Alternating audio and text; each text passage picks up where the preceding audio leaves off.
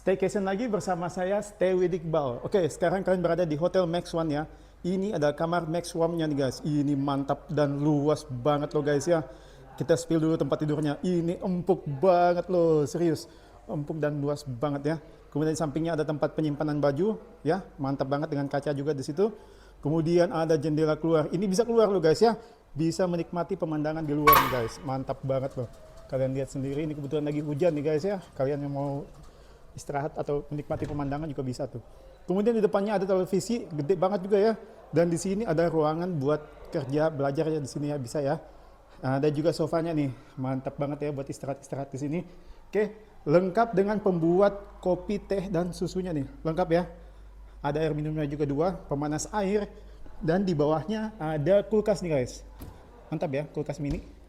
Oke, di sampingnya ada kaca, gede banget nih.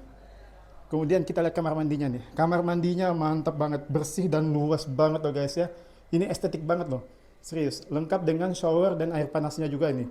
Kalian lihat, mantap banget loh, bersih banget nih. Wastafelnya juga bersih banget. Ada amenitiesnya juga lengkap. Oke, jadi kalau teman-teman mau dapatkan harga murah, jangan lupa cek tag lokasi. Kalian bisa dapatkan harga yang lebih murah. See you, bye-bye.